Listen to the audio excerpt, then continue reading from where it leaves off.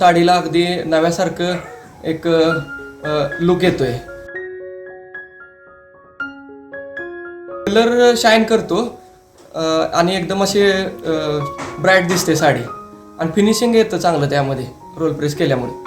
आणि त्याच्यामध्ये सर्व प्रकारच्या साड्या केल्या जातात. तुमचे डायमंडची, तुमची नेटची साडी असेल, कोणत्याही वर्कची साडी असेल तरी सुद्धा आपण साड्या सगळ्या सर्व प्रकारच्या करतोय. शून्यातून सुरू केला मी. अगदी मशीन घेतली मी 5 लाख रुपयाची, पण दुकान ज्यावेळी सुरू केलं त्यावेळी एक 4,500 रुपयाच्या म्हणजे कॅपिटलवरती सुरू केली.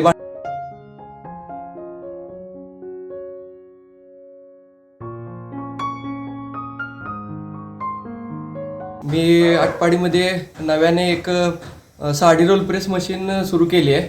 त्या मशीनमध्ये sari role press, sari starch वगैरे आणि आपण ड्रायक्लीन करून त्याचं काम करून देतोय. आणि त्याच्याबरोबर साडीला पॉलिश पण केलं जाते, त्यामुळे साडीला अगदी नव्यासारखं एक लुक येतोय. असं यामध्ये काम होतंय. काय मशीनची काय खासियत आहे? मशीनची खासियत म्हणजे मशीनमध्ये साडी रोल प्रेस केल्यानंतर साडीला एकदम चांगला लुक येतोय, शाईन होते साडी आणि प्रेस एकदम खूप छान होते. त्याच्या कलरवर वगैरे काय इफेक्ट होतो काय? कलर शाईन करतो आणि एकदम असे ब्राईट दिसते साडी आणि फिनिशिंग येतं चांगलं त्यामध्ये रोल प्रेस केल्यामुळे. काय कसे रेट आहेत तर याचे काय दर? ते आपण रोल प्रेससाठी फक्त असेल तर साडीला 100 रुपये घेतो आणि साडी ड्रायक्लीन करून असेल तर त्याला 250 रुपये रेट असतोय आणि त्याच्यामध्ये ॲडिशनल स्टार्च जर करायचं असेल साडीला तर त्याला 300 रुपये रेट असतोय. आणि त्याच्यामध्ये सर्व प्रकारच्या साड्या केल्या जातात. तुमचे डायमंडची, तुमची नेटची साडी असेल, कोणत्याही वर्कची साडी असेल तरी सुद्धा आपण साड्या सगळ्या सर्व प्रकारच्या करतोय. पण या व्यवसायाकडे कसं वळते? मशीन बाबत कशी माहिती मिळाली काय? मशीनची माहिती मला सोशल मीडियाद्वारेच मिळाली. मी एक रील्स पाहूनच मी त्यांना कॉन्टॅक्ट केला आणि त्यांच्याद्वारे मग कंपनीशी संपर्क करून मग ते आपण मशीन बाय केलं. ऑनलाईनच मी सगळं व्यवहार करून मशीन घेतली, खरेदी केली. आता मशीन खरेदी करायचं म्हणलं तर मोठं भांडवल लागलं असेल, तर त्याबाबत ते भांडवल कसं उभं केलं? भांडवल असं की मी माझे इन्व्हेस्टमेंट करायची होती. मला एक ॲडिशनल व्यवसाय म्हणजे थोडक्यात साईड बाय साईड एक सुरू करायचं होतं. माझा लॉन्ड्रीचा व्यवसाय आहे सुरू, गेली 5-6 वर्ष झाली सुरू.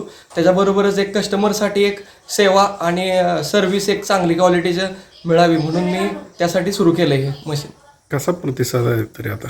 सध्या प्रतिसाद तरी छान आहे. म्हणजे येतात कस्टमर, वाढलेत, साड्यांचं काम वाढलंय. तर काय शिक्षण वगैरे किती झालं काय? शिक्षण माझं BCom झालंय. बाकी मी MPSCचं 1-1.5 वर्ष स्टडी पण केला इस्लामपूरमध्ये. त्यानंतर कोरोना आल्यानंतरच मी परत इकडे व्यवसायाकडे वळलो आणि मग माझा व्यवसाय आता 5-6 वर्ष झाला आहे आणि रिस्पॉन्स चांगला आहे मार्केटमध्ये. आपलं 5-6 वर्ष झालं दुकान आहे सुरू. दररोज किती साड्या प्रेस होतात आणि कुठून कुठून येतात ग्राहक? साड्या तशा खरसुंडी आजूबाजूचे गाव आहेत सगळीकडून येतात. तशा बऱ्याच म्हणजे माळशिरस, पंढरपूर इथून कस्टमरने पण येऊन स्वतः घेऊन गेलेत आणि बाहेरून व्हिजिट करायला पण येतात लोक बघायला. आता पुणे, अकलूज, सातारा, तुम्हाला सांगतो इकडे कराड, अगदी कोल्हापूर इकडून सुद्धा लोक येऊन गेलेत व्हिजिट करून मशीन पाहून. म्हणजे लोकांना असं वाटतं की काहीतरी नवीन आहे बाबा ॲडिशनल, त्यासाठी लोक येतात, बघून जातात. आणि काय त्यांचा म्हणजे प्लॅन असेल तर मी त्यांना माहिती देतो तशी, तर तुम्हाला घ्यायचं असेल तर तुम्ही घेऊ शकता, काय अडचण नाही. मी तसा कंपनी संपर्क त्यांना करून देतो. बऱ्याचदा आता MPSC करणाऱ्या विद्यार्थ्यांना अपयशी येतं, तर अशा विद्यार्थ्यांसाठी किंवा जे शिकलेले विद्यार्थी आहेत, तरुण आहेत, तर त्यांना काय संदेश द्याल?